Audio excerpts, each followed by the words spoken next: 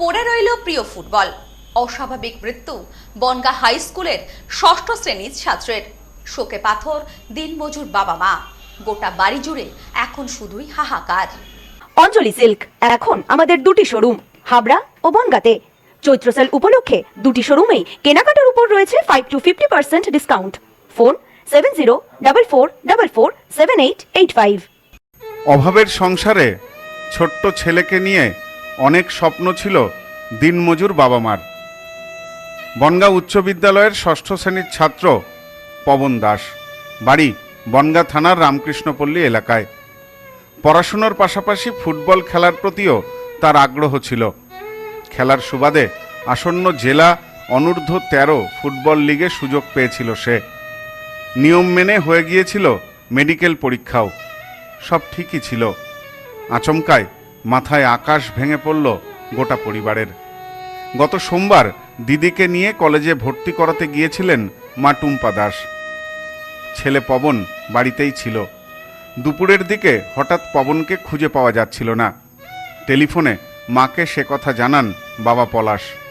বাড়িতে কাকিমা, বাবা সহ পরিবারের অন্যরা খুঁজতে থাকেন ছেলেকে। দুপুর 2টো পর্যন্ত তার কোনো খোঁজ পাওয়া যায়নি। হঠাৎই কাকিমা খেয়াল করেন ঘরের বাইরে পবনের জুতো পড়ে রয়েছে। অনেক ডাকাডাকির পরেও দরজা না খোলায় কাকিমা দরজা খোলেন। দরজা খুলে যা দেখলেন তা কল্পনাও করতে পারেননি। কাকিমা বলেন, আমরা সারা জায়গা খুঁজেছি, ঘরের বাইরে হঠাৎ ওর জুতো দেখে বুঝতে পারি পবন ঘরেই রয়েছে। দরজা খুলে দেখি ঘরের আড়ার সাথে ঝুলে আছে। তারপরে খুঁজে বেড়ানোর পরে আমি শুধু পাক দিয়ে বেড়াইছি, যে কোনো জায়গায় সবার কাছে জিজ্ঞাসা করছি, আমি কোনো জায়গায় ওরা খুঁজে পাইনি। তারপরে লাস্ট আমি ওই পাড়ায় গেছি, ওদের সাথে খেলা করে। দাদা বলছে তুমি দেখো ওই পাড়ায় খেলা করতে যাই, ওদের সাথে গেছে নাকি। আমি ওখানে গেছি, ওরা বলছে কি না আজকে পবন আসেনি খেলা করতে।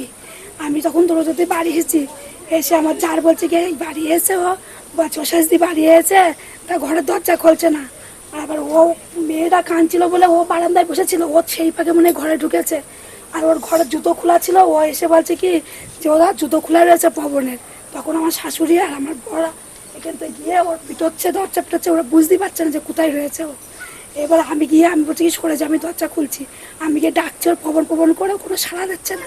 তারপর আমি দরজা হাত দিয়ে দিয়ে এরকম করে করে খুলছি, খুলে পরে দরজা খুলে দেখছি কি ও হাড়ার মাথায় উঠে ঝুলে রয়েছে আর হাঁটু গেড়ে পড়ে রয়েছে। তখন আমি ওরা আমার করে চিৎকার করে আমি তোর নিয়ে এসেছি, নিয়ে এসে আমি গোড়া থেকে এটা খুলতে পারছি না। তখন আমার শাশুড়ি বলছে কি তুমি ওর উঁচু করে ধরো।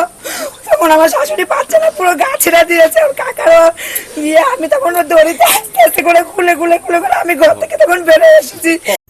ঘটনার পর কথা বলার ক্ষমতা হারিয়েছেন মা। বারবার কান্নায় ভেঙে পড়ছেন। বাড়ি ভর্তি লোক সান্ত্বনা দিচ্ছেন, তবে মায়ের মন সান্ত্বনা পাচ্ছে না।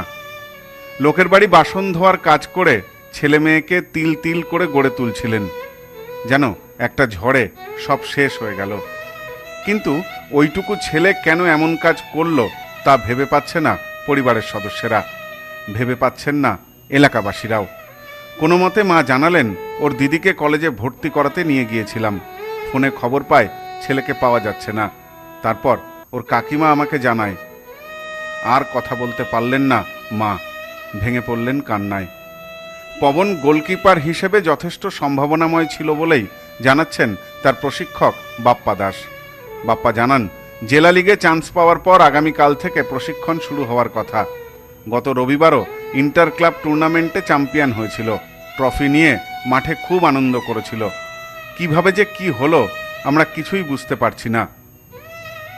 এই ডিসিশনটা নিল, আর সামনে আমরা গত এক সপ্তাহ হয়নি ওর মেডিকেল করে আসলাম ডিস্ট্রিক্ট থেকে। অনূর্ধ্ব 13 আমাদের যে ডিস্ট্রিক্ট লিগ হবে সেই লিগে আমাদের টিমে ফার্স্ট গোলকিপারের দায়িত্বে রয়েছে। ছেলেটার মধ্যে প্রচণ্ড ট্যালেন্ট ছিল, সেই ট্যালেন্টের জন্য আমরা ওকে ফার্স্ট গোলকিপার হিসেবে দায়িত্ব দিয়েছি ওকে। কিন্তু কি হয়ে গেল এটা আমরাও বুঝতে পারলাম না। একটা বাচ্চা ছেলে যে বোঝেই না যে এই জিনিসটা কী করে করতে হয়, কিন্তু সেটা হয়ে গেছে। আমাদের খুবই একটা বেদনাদায়ক। আমরা মাঠ থেকে একটা প্রোগ্রাম আমরা রাখছি, আমরা ওর আসার পরে আমরা মাঠে ওকে নিয়ে যাব। কবে খেলা ছিল ওর? কালকে থেকে প্র্যাকটিস শুরু ছিল, স্টেডিয়ামে প্র্যাকটিস ছিল, এবং আগামী শনিবার আমরা একটা প্র্যাকটিস ম্যাচও খেলবো কৃষ্ণনগর স্টেডিয়ামে। তারপরে আমাদের ডিস্ট্রিক্টের খেলাটা শুরু হয়ে যাবে। সেই সব কিছু রেডি, ও নিজে ওর বাবা মা দায়িত্ব করে নিয়ে গিয়ে ওকে মেডিকেল করিয়ে নিয়ে এসছে ডিস্ট্রিক্ট অফিস থেকে। পবনের অস্বাভাবিক মৃত্যুতে গোটা এলাকা জুড়ে নেমে এসেছে শোকের ছায়া।